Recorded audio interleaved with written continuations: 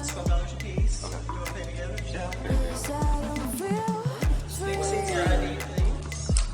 They're already inside. Okay. I'll take it. Driving by the shore,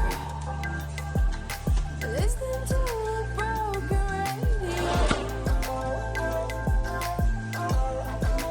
Skyline neon lights, I'm waking up the rangers of the night. Designated life, feel the cold wind on my face. It's all around, but leaves no trace. This is where I wanna be. We all got here before the drinking started, so that's good. So at any rate, he took Kentucky as his home, and that's Kentucky Blue. So they're going to see that as part of the cityscape now. He wanted to remind folks where he was living, because that's right across the street from the Guinness Tasting Room where he worked when he was in undergraduate school. There's also a sign there for Fox's Rocks, which is a great big brewery in Northern Ireland. Make a lot of Irish red ales, which you will never see or taste unless you go there, because they drink them before they ever get out of the country. And this is Oprah. And Oprah was in Cincinnati one time, and one of her producers was out the night before and stopped in a place and tried bourbon barrel ale and brought a six-pack back to Oprah. And Oprah's a wine drinker. She doesn't drink beer. But she loved it. And so she put that in her magazine, along with 50 things that make you say, wow. Well, let me give you a hint. Our sales went wow. Absolutely sensational. And bourbon barrel ale is by far our best-selling beer.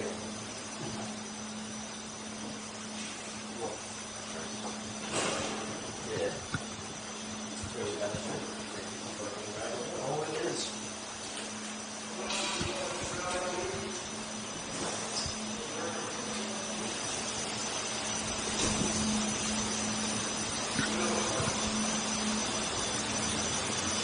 I told you how we mill all of our grains. What we do is we put them in those big white cotton bags and we bring them over here. They're about 1,200 pounds. And in those bags are all the ingredients or whatever we're going to make.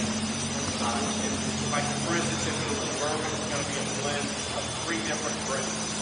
If it's beer, it's going to be the grains for the beer, the hops for the beer, and any other ingredients that we're going to use for the beer. Like for instance, right now we're brewing a pumpkin ale that we'll have out in September. It's our fastest selling seasonal beer. It lasts about a week, continues to increase production, and still sells about 3 weeks. If you would look into one of those bags, you'd see the hops and the grains. There's also, you would see jars of pumpkin butter and big bags of brown sugar, and you would see bags of allspice and cinnamon and bags of whole pecan. That all goes into the beer.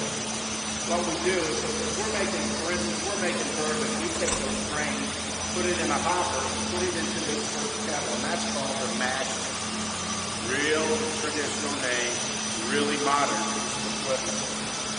So what we do is we turn it around in there with hot water, and what we're trying to do is separate all the sugars from the grain. And once that's done, it looks like oatmeal. Now, if it's going to be bourbon, what we'll do is we'll pipe that up, these overhead pipes, across the street, into one of our open fermenters, and that's where we start the fermentation and the distillation process for the spirits. Now, the spirits we're making, we still start in the same go. So dramatically. When we're done with that, we take it and we move it to the corner, and that's called the lauter. Lauter in German means clarify, and that's what we're doing. We're forcing hot water down through that drain to get the sugars. Well, there's a real fine screen at the bottom of that container. What comes in? You got any home brewers here? Well, what comes out is this clear brown liquid. It's called wort, beginning of beer. So what we do is we go ahead and we take that and we put it into our next container. This is called brew kettle. So we're going to add the hops, and now we're getting beer. We're also going to add any of the other ingredients that we're going to use in the beer. Like, for instance, our coffee stout, we actually use ground coffee in the brew kettle. We actually use coffee beans suspended in the bourbon barrels while we're aging, so it's cold brew. So what happens is we keep that in there for a couple of days. We move it to one of our fermenters, and then we add our yeast. The yeast is proprietary. It's brewer's yeast. Yeast that Dr. Lyons developed himself. Difference between Budweiser and Miller and all that other stuff. So it sits in there for about 5 days. Now the yeast does really important things. It provides a whole lot of flavor. But the other thing it does, it takes all that sugar that we worked so hard to get, and we break it down into alcohol, which leads to beer. So after about a week, the beer's ready. Well, our bottling line's across the road. What we do is we open that big door over there, and we back a big tanker truck. These are big, beautiful stainless steel tanker trucks. And we'll fill it up, take it across the road, and we'll take it to our bottling line where it's cold filtered twice in line, and then we put it into bottles and we put it into cases. Anybody have any questions about the process? Y'all ready to drink some? Try some? Come on in, we'll go.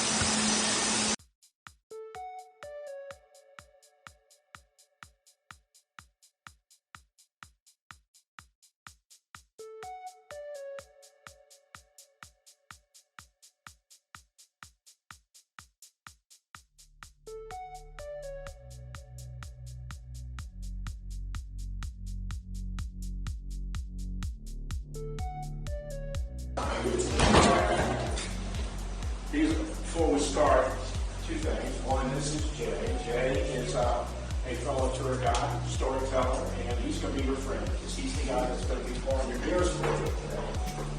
So we'll get to that in just a second. That's the map of the United States, and I know we've got people from Tennessee, so normally I tell this joke about Tennessee, but I'm going to pick on Ohio today because I don't think there's anybody here from Ohio.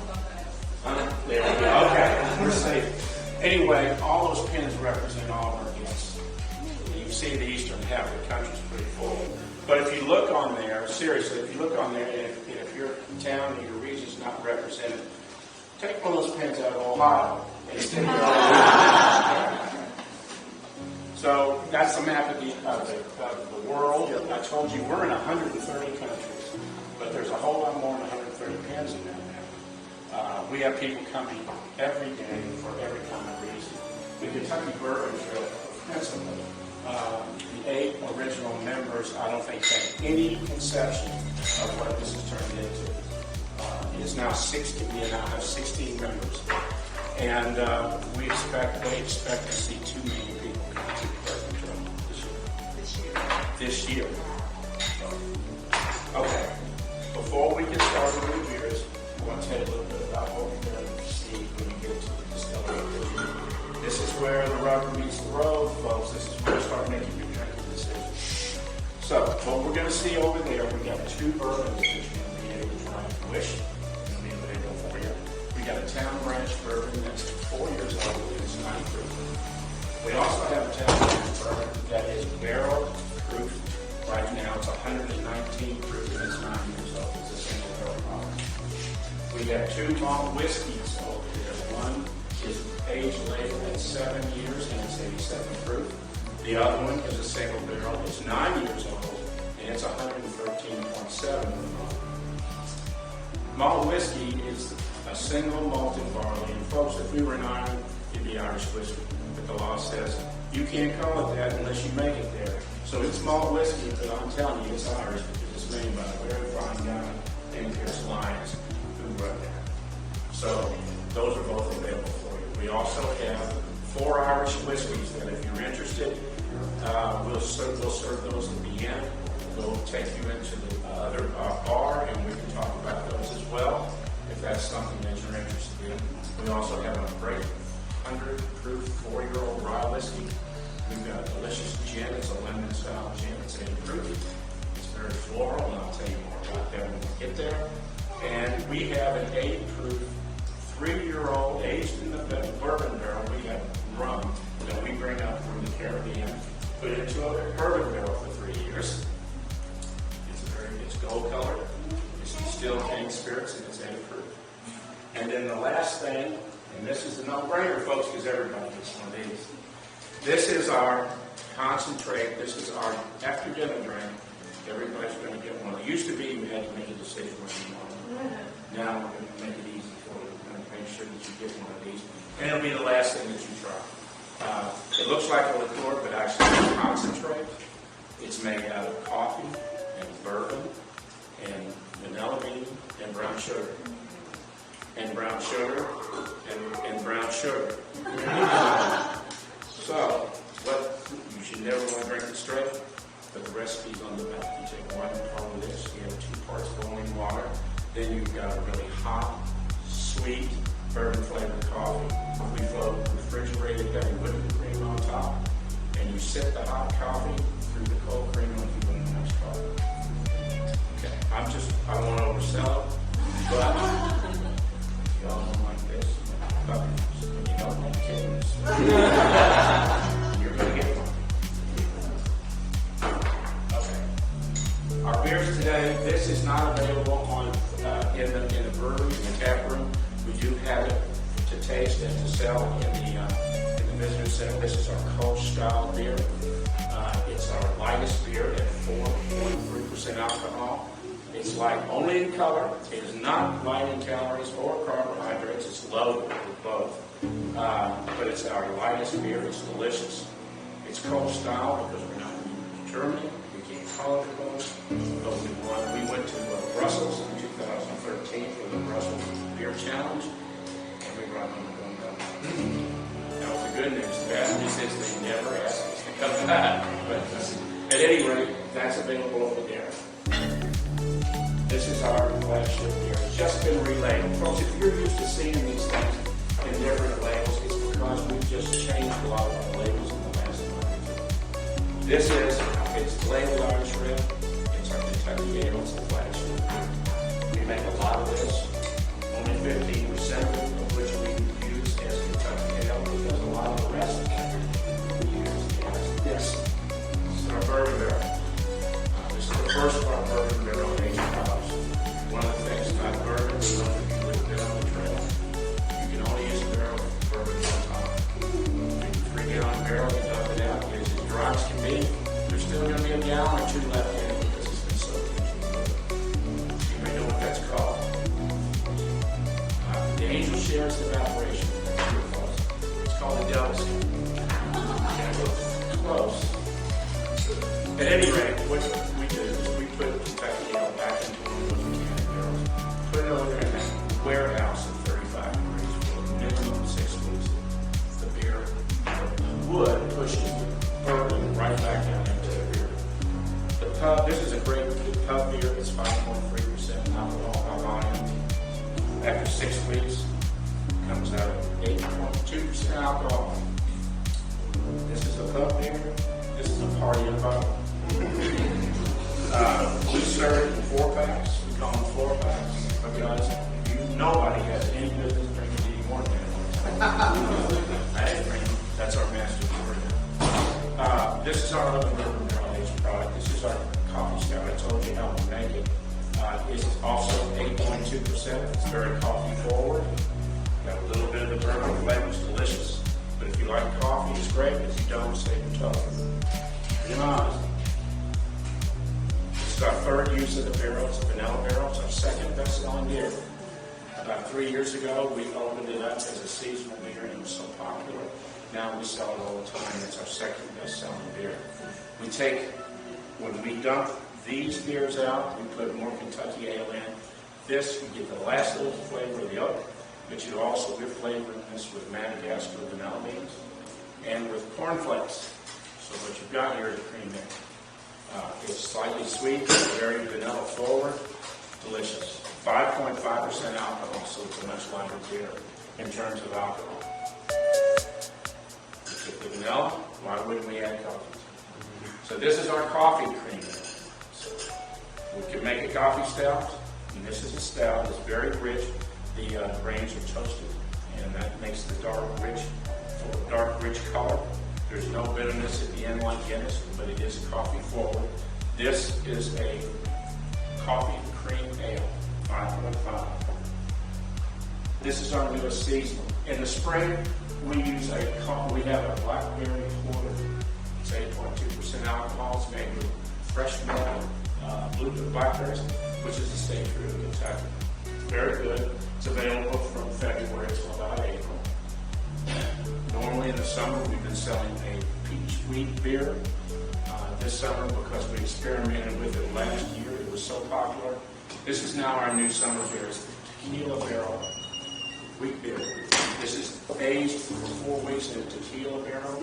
It's 7.5% alcohol. It's also finished with fresh lime juice. It's light, refreshing, and frankly, it's delicious. And this is our last. Everybody's got an IPA. We do too. It's a Kentucky IPA, Indian Pale Ale. You don't know what Indian IPAs are. All beers are judged are rated in IBUs, International Bitterness Units. Basically, what that means is how many hops you put in the beer. The more hops, the more bitter the flavor. Up until about 1890, when refrigeration became common, the only way that you could keep a beer fresh was to add more hops to it.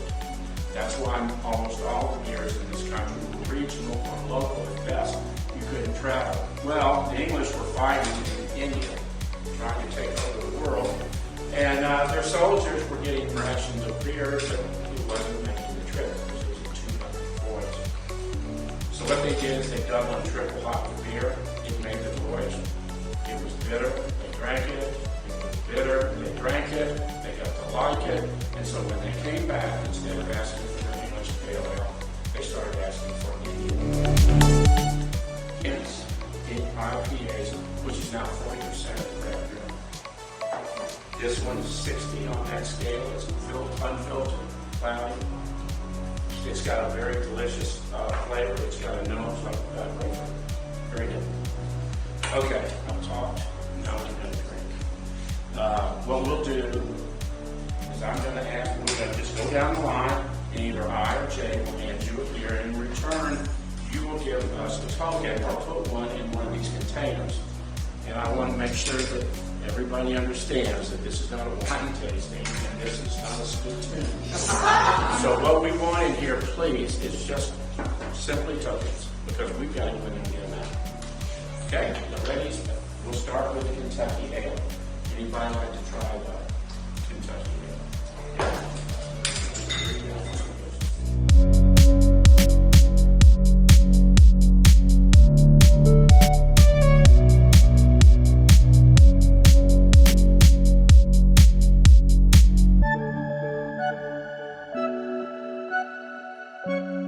Maker's Mark and Woodford's are the only ones that still actually use open fermenters. All the rest of them use, and reasonably so, because they're trying to make a whole lot of spirits, and they use tower stills. Almost principally, 100% are made in Louisville, Kentucky, by a company called Verdun, which incidentally we used in our distillery in Ireland. Meanwhile, we get our copper stills, our copper Scott.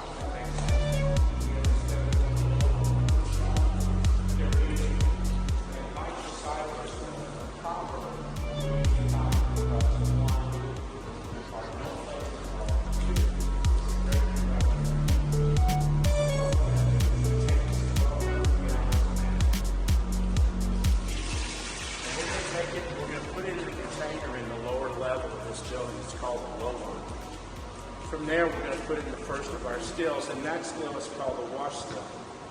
We'll put 1,200 gallons of mash in here, and what we'll do is we'll take steam heat and bring it up to about 175 degrees, and that's the temperature where the alcohol will actually boil off as the gas. When we take it out of this fermenter and put it into the still, it's going to be between 7 and 8% alcohol. An hour and a half later, when this distillation is done, what happens is the alcohol boils off. It goes up that column across that arm, and when at the top, you see how it comes down, and that pipe comes down into that receptacle right there. Well, that's the first distillation. What happens is that pipe's wrapped with tubes of glycol that are very cold. It takes that gas and it brings it back into a liquid state. It comes down that pipe, comes in, and that's the first distillation. When we get done with that first distillation, it's going to be 25 to 30% alcohol. So we're getting there. There's 3 parts to a distillation process. They're called cuts. We get the heads, the hearts, and the tails. The heads are the dangerous things. High alcohol. It's got acetone in it. If you want to clean your fingernails off with a fingernail polish, it'll work. If you want to clean the block of your engine, that'll work. You don't want to drink it. You hear about these old moonshiners go blind? It's because they don't cut the heads off. And that's literally what it's called. So what we do is we take the heads off. Now we have the hearts. We put that into a container over here called the intermediate receiver. And then the tails is the third part. It's basically water and impurities. Won't hurt you like the heads will, but we don't use it. So we put that back down in the low line with the heads, take another batch of mash and start the whole process over. We waste nothing. Meanwhile, that 1,200 gallons, once we get the first cut, suck the hearts out, it's now 800 gallons. And we put it into this cylinder called spirit stream. Same process, but it's going to take about 9 hours, really intensifying the alcohol. Same process, cut off the heart or the head, they go back down to the low line. When we take the hearts out of the second distillation, that's what we're going to put into the barrel. That's what we came for. So everything we do is double distilled. We take it out of that still. There's a container back there. I'll show you when we walk in the other room. But from there, we will actually use a new charred white oak barrel. And this is what the barrel looks like. Every barrel, we want to make sure that the law requires to put it into a new charred white oak barrel. The only things that you can put in bourbon, you still call it bourbon, are the yeast, water, and the mixture of grains. That's the only thing that you can do. The federal government in 1948 set some very strict laws for the production of bourbon. One is you're going to call it bourbon, later bourbon has to be made in the United States. The second thing is it has to be made of a mixture of a minimum of 3 grains of candy and of which 51% of that has to be corn. Hence the name corn liquid. The next thing is it has to be aged in a new charred white oak barrel, 53 gallons. The char is graded from 1 to 4. 90% of all the bourbons made in Kentucky are either a 3 or a 4 char. We use the 4 char, which is called the alligator. It's about a minute burn in that barrel. Then we put it out with a hose, clean it, and we fill it. Okay? And when we fill it, this is what it looks like. Pass that around. That's white dog, y'all. That's moonshine. 120 proof moonshine. It's not bourbon. It can't be called bourbon. It's a spirit. After just 6 months to a year, you can tell the odor that's taking on characteristics and color and taste. I told you that it has to, bourbon has to be in the United States. To be bourbon, it has to be aged a minimum of 2 years. So if it's less than 4 years old, it has to be labeled as less than 4 years. So if it's 4 years old, you can put it in, call it fully mature bourbon, and in the eyes of the law, that's perfectly acceptable. If you buy ages of bourbon for 15 years, so that's not going to be a problem, but that's at the end of 4 years, this is fully mature. Proof bourbon. No sipping, y'all. We'll get to that in a minute. We just pass that around for you guys. Still, this is a receiver here. We take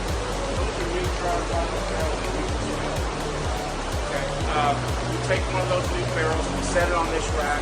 We take that hose right there, we fill it up with 53 gallons with the cork in it. It's called the bun. We mark it on the side with a bill date and lot number, and we take it to our rick house. Now, our rick house is where the storage facility is stored. And the rick house is climate controlled in one way. The same way it's been controlled for 250 years. You open and close windows. What makes the reason why Kentucky makes 95% of all the bourbon in the world is for two reasons. One, we sit on a shelf of limestone, so does Ohio, Tennessee. So all of our water is limestone filtered, takes all the iron out. The second thing is we've got 4 seasons. We depend on those 4 seasons because when it gets hot, that spirit will go through that jar into that sweet wood, and it stays there. When it gets cold, it gets pressed back into the barrel through that jar again. It's that movement back and forth is what puts the character. We use hygrometers. It's a science until it gets into the barrel. From that minute on, it's on. It's an art that's been around for about 250 years. In fact, it's not even an art, it's a culture. But what happens is, at the minimum of 4 years, the master distiller goes down and he'll open every barrel and he tests it. If he thinks it's ready to come back, it'll come back. And then what we'll do is we'll put it on the same rack we filled it, turn it over, and we'll dump it. It goes into that big tank in the corner. And then the next thing we do is all that around 120 proof, 160%. We're going to proof it down for our bourbon. It's going to be 90 proof. And the only thing we can add to it is water. So we proof it down to 90. We put it in the next tank where it's chilled and filtered. Then we put it into the bottling tank. And then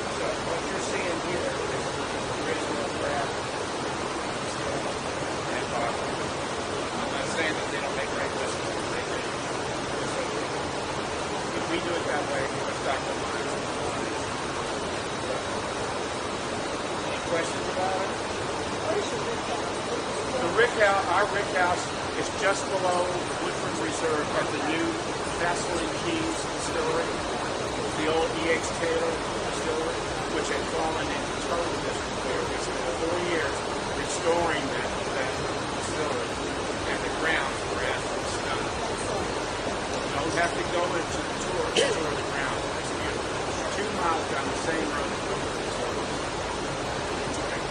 And that's where we store now. Fire department frowns on the idea of storing bourbon half a mile from downtown Lexington. I mean, really, if you think about it, you've got high proof whiskey and what could possibly go wrong. So that's why we do it. Y'all ready to try some of this? Yeah.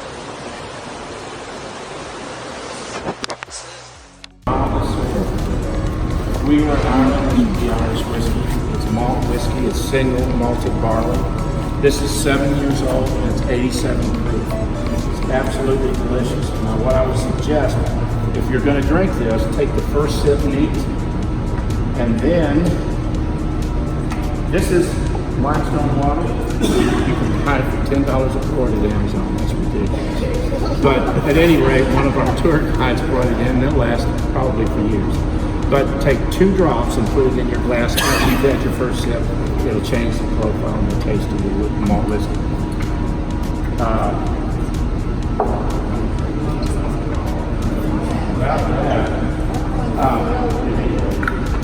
This is our bourbon. It's at least 4 years old. Actually, this is closer to 5, and it's 90 proof. All of our mash bill is the same for both our single barrel and our 90 proof. It's 72% corn, which means you can't put more than 79% and you still call it bourbon. So this is on the sweet end. We have 15% barley and 13% rye to get a little burn, a little bit of spice at the end. Absolutely delicious bourbon. I suggest we're going to try the single barrel, which is much higher proof. You want to try both, start with a lower proof first, work your way up. This is our rye whiskey. It's 4 years old. Normally, a lot of ryes are called high ryes. And what that means is they're at like 90 to 90% rye grain. Spicy, hot, start to finish. This is 55% rye, 30% corn. So what that means is you start with a spicy start, but when you swallow it, you get a sweet finish, and it's just spectacular. It's absolutely delicious rye. This is our gin. This is a London style gin, which means it has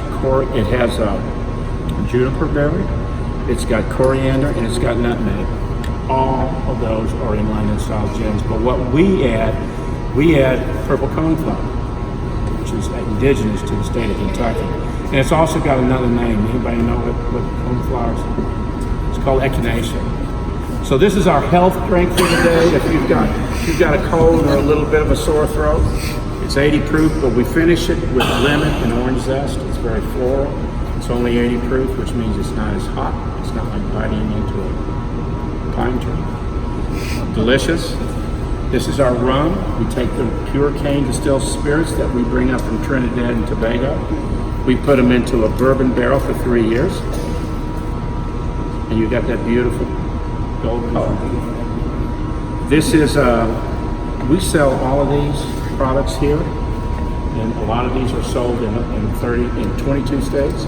But if you decide that you want one of our single barrels, the single barrel malt, single barrel bourbon, or the rum, you have to buy it here because it's not distributed. The only place you can buy it is here. And it's over there at the visitor center in the okay. All right, and then at the end, everybody's going to get a cocktail. Now, it comes with heavy whipping cream on top. Is there anybody that's lactose intolerant? Anybody that doesn't want that? I'm gonna pass. You're going to pass on the whole thing? Is there anybody else want to pass? Okay. So I guess everybody else is going to get one at the end. Good. Okay, so we'll start. And I'm going to pour from one of these. Please help yourselves. And if you want to try these malts, try them and the bourbons. Try the lower proofs first, and I'll bring out one of these. This is our single barrel bourbon. You'll notice all of our single barrels are labeled because each one, this will tell you, this is our barrel number, this is the bottle. Now someone said something about the angel share, that's the evaporation rate. Starts with 53 gallons, which means theoretically you should get about 260 bottles out of a barrel. Well, this one's almost 10 years old, and we got 116 barrel bottles out of it. So much for evaporation. Fed Spring, about a mile from here, right out, just out Manchester Street. He fell in love with the place, and he said, I'm going to come back, and I'm going to bring my family, and I'm going to live here and raise my family here. While he was here, they had just heard about the Battle of Lexington, so he named this Lexington. 2 years later, he came back with his family, and he settled into where it was basically on the corner of Vine and Lime Street downtown.